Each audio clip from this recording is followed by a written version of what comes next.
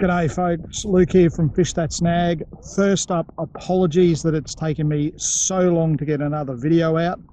Work and other commitments have just been crazy busy, but I've finally managed to get out on a glorious day here on the Fraser Coast, and I'm going for a bit of a fish. Flathead Classic is a little over a week away, so I'm targeting Flathead today.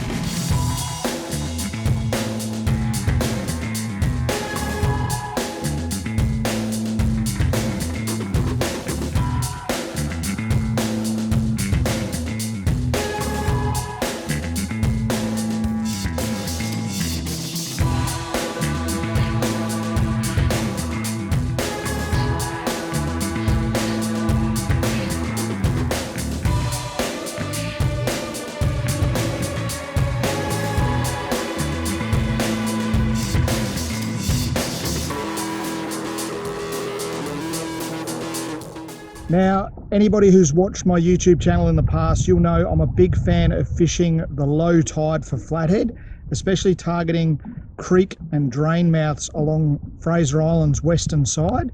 However, today, low tide was very early this morning, and it's going to be late this evening, so I've got a high tide in the middle of the day, so I'm fishing high tide. Slight change of plan to the way I normally do things by fishing at low tide. High tide simply means that there's more water in the system, meaning that bait fish and the predators feeding on them have a lot more room to move. I still fish the same drains and creeks along the western side of Fraser Island, however my approach is slightly different than at low tide. So I'm just going to walk you through the creek in front of you now. Normally at low tide, the channel for this particular creek sits about there and basically runs its way down to the deep water channels in the Great Sandy Straits. High tide was about an hour ago, and the water is now draining out of the creek in this direction. So it's basically coming out of the creek here, wrapping around the corner and heading back out towards Platypus Bay. So everything is basically being channeled right here at the moment. And essentially as the tide drops, this here will move down here as this water drops, and then eventually that will go away and all the water will be down over here somewhere, basically dropping the last bit of the run out tide into the channel. What this means for me is, as the tide is now running out, my target area is about here. My theory is quite simple. Predators are basically hanging around in this area here, waiting for bait and things to be drawn out of the creek as the water drops. They come around the corner, straight into this zone where the predators are waiting. As the tide drops, so as the water moves out of the mangroves and slowly comes down here, this target area shifts until eventually the target area is in the drain itself.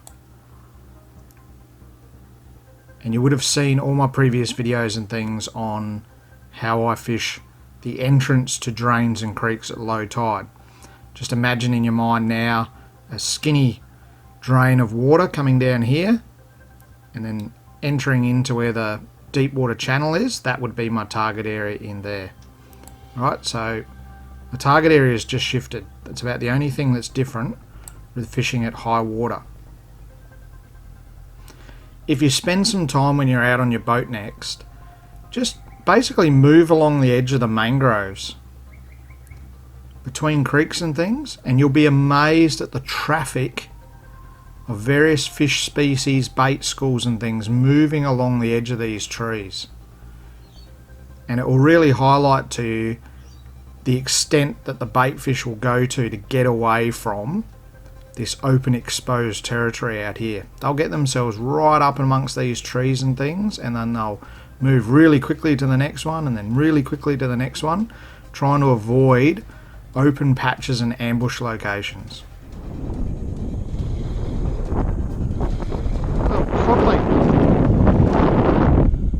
Would you look at that? Little coddly.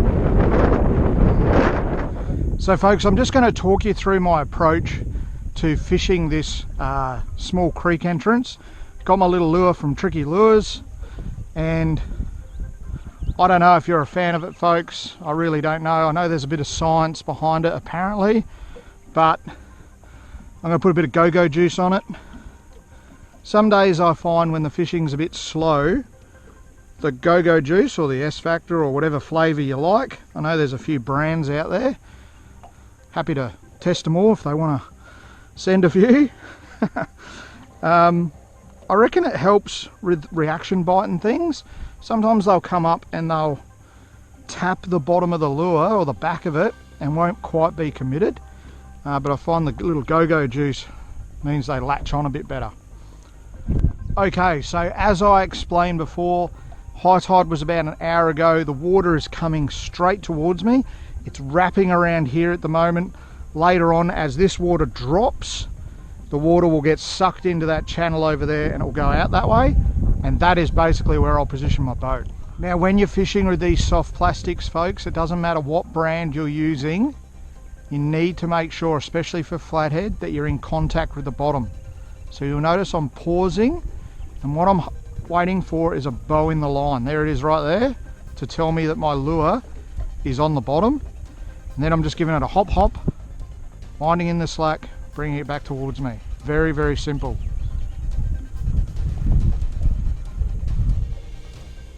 So be under no illusion, folks, I don't sit here all day just peppering this same area.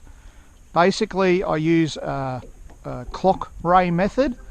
I generally start over here at about, say, 10 or 11 o'clock, and I make a series of casts. Then I might swap a lure and try a different type, or try a different type of technique. But really, I'll only spend about 15 minutes here, and I'll just pepper this area, a couple of different lures, different retrieve techniques, and then I'll move to the next creek, okay? There's no point fishing where there's no fish.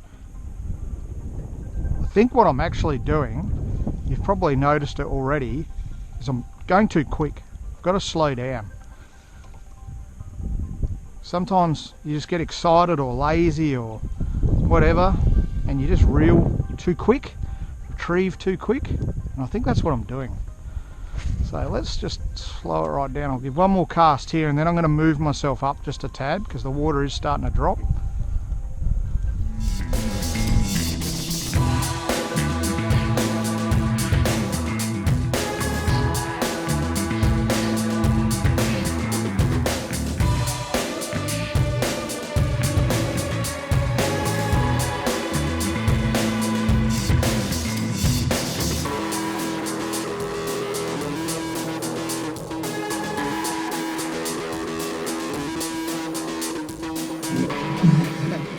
Beautiful fish, beautiful and healthy. Full of roe, this one, so she's going to get tagged and released very, very quickly so that she can breed and we can catch lots more of them in the future. Okay, here we go.